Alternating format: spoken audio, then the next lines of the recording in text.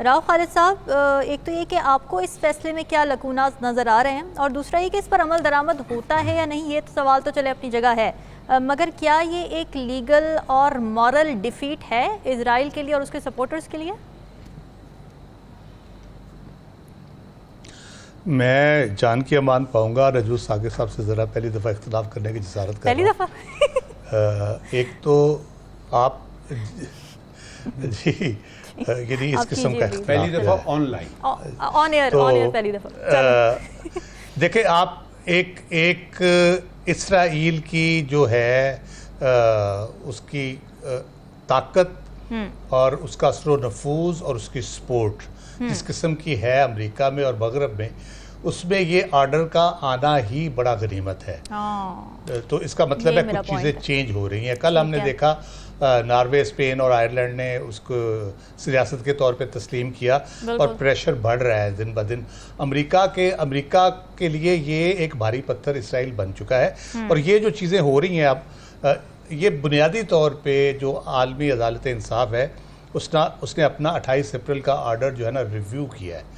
उस पर मेरा ख्याल है हम पहले ये सोच रहे थे जिस दिन 28 अप्रैल का हुआ था, हमारा ख्याल ये था कि बस ये वो जो कहते हैं गोगलों से मिट्टी झाड़ दी है और अब ये बिल्कुल लटक जाएगा, कुछ नहीं होगा इसके ऊपर। लेकिन उन्होंने 1 महीने के बाद ही उसको दोबारा टेकअप करके, और उसमें सबसे इम्पॉर्टेंट जो मेरे हिसाब से चीज़ है, 2 इम्पॉर्टेंट पहलू। आपने पहले एक सवाल किया था कि क्या इसका बाइंडिंग इफेक्ट होगा।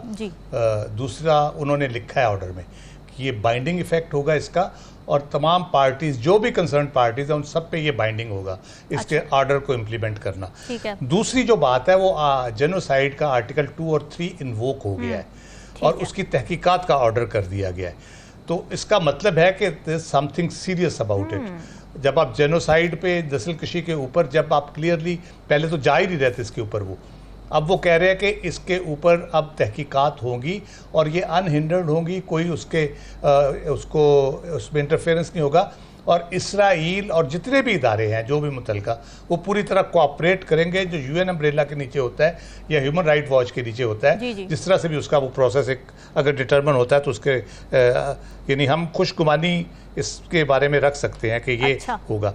फिर उन्होंने अनहिंडर्ड सर्विसेज जो आवाम के लिए सहूलतें, ट्रांसपोर्टेशन की, फूड की और सेहत के हवाले से जो है उसकी उन्होंने कहा है कि जी ये होंगी, और उसके ओपन लैंड क्रॉसिंग्स उसकी होंगी।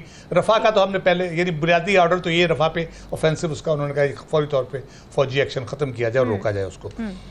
और उसके ऊपर ये जो उन्होंने ऑर्डर किया है अनहिंडर्ड क्रॉसिंग्स और सेहत के हवाले से जो सामान जा रहा है, खुराक के हवाले से जा रहा है, लोगों को सहूलियत के हवाले से है, उस हवाले से उन्होंने कहा है जी इसके ऊपर कोई रुकावट नहीं होगी। और इसराइल 1 महीने के अंदर इसके ऊपर प्रोग्रेस बताएगा कि हमने ये खोल दिया है, ये रास्ता खोल दिया है, ये सपोर्ट आ गई है, ये सारा। और वो रिपोर्ट साउथ अफ्रीका के साथ शेयर की जाएगी। साउथ अफ्रीका फिर उसके ऊपर बताएगा कि इसराइल ने सच बोला है कि नहीं बोला। ठीक है। और एक चीज़ जो इसराइल की फेवर में कह लें इसमें है, वो है होस्टेज की अनकंडीशनल रिलीज। उन्होंने कहा है कि वो की तरफ से की जाए। आलमी अदालत इंसाफ ने उसको कहा है। और 13-2 का फैसला आपने जैसे कहा जी, उसमें अफसोसनाक पहलू एक ही है कि OIC को शायद पता नहीं कि वहाँ पे क्या हो रहा है इसराइल और फ़लस्तीन में और क्या क्या चीज़ें हो रही हैं। सिर्फ साउथ अफ्रीका को पता है, आलमी अदालत इंसाफ को पता है, बाकी दुनिया को शायद बहुत कम पता है, और OIC को तो बिल्कुल पता नहीं है। ये इंतहाई तशवीशनाक सूरत हाल है, इंतहाई ख़तरनाक सूरत हाल है कि मुसलमान ममालिक ख़ास तौर पे जो है वो बिल्कुल पड़ोस में बैठे हैं, आंखों से देख रहे हैं, आई विटनेस भी हैं और फर्स्ट हैंड इंफॉर्मेशन भी है, ज़ाहिर उनकी इंटेलिजेंसेस भी होंगी, उनके अपने लोग भी होंगे जो उनको रिपोर्ट कर रहे होंगे। तो मुझे कोई उनकी नज़र नहीं आती, कोई हलचल हो, कोई थोड़ी सी कोई जुम्बश हो, वो जुम्बश ही कोई नहीं। बिल्कुल राव खालिद साहब, जरा एक कंफ्यूजन दूर करें, जैसे कुछ हो ही नहीं रहा। अहकामात आ गए ICJ के, ठीक है, अहकामात दे दिए इजराइल को। अब आपने कहा कि बाइंडिंग भी है, इसके अंदर लिखा हुआ है, चले बाइंडिंग भी है, लेकिन क्या ये भी लिखा हुआ है कि अगर इस पर अमल दरामद फिर भी नहीं करता इजराइल अगर अपने बॉर्डर्स अभी भी नहीं खोलता ह्यूमैनिटेरियन एड के लिए, गाजा तक रसाई के लिए, UN रिप्रेजेंटेटिव्स के लिए, तो फिर होगा क्या इजराइल के साथ? ये तो नहीं लिखा हुआ ना फैसले में, तो फिर यहाँ पर एक लकूना तो हमें मिल जाता है। ये ऑब्वियसली ये एक कह लें कि उसका प्रोसेस होता है। उन्होंने अभी उसके ऊपर जो उनके सामने चीज़ें आई हैं उसके हिसाब से उन्होंने फैसला दे दिया। अच्छा। अगली रिपोर्ट जो उन्होंने मांगी है रास्तों के हवाले से, सप्लाई के हवाले से 1 महीने के अंदर कि इसराइल उसकी इम्प्लीमेंटेशन के ऊपर रिपोर्ट देगा अपनी।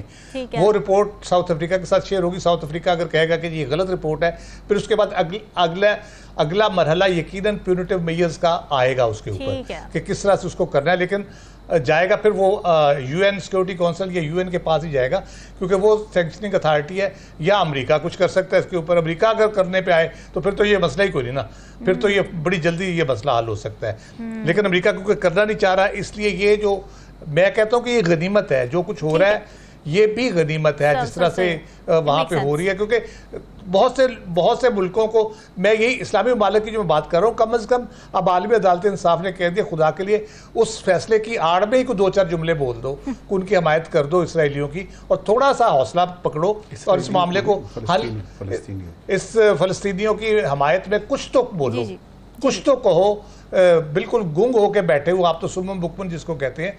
तो ये कम से कम हौसला इससे तो पकड़ ले। ये मेरा ख्याल, इसलिए मैं कहता हूँ ये खुशाइंद है कि थोड़ा सा शायद हमारे लोगों को भी हौसला मिले।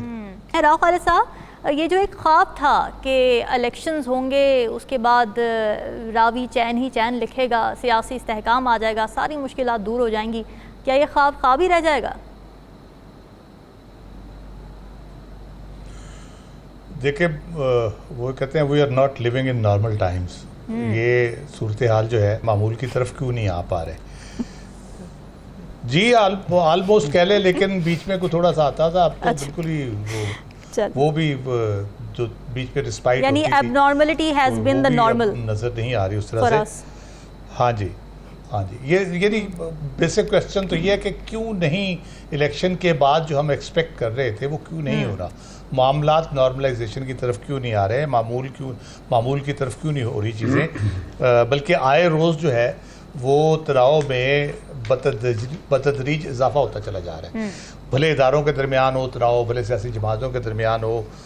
अब इस पे सोचने की बात, ये मैं कंस्पिरेसी थ्योरी पे इतना यकीन नहीं रखता।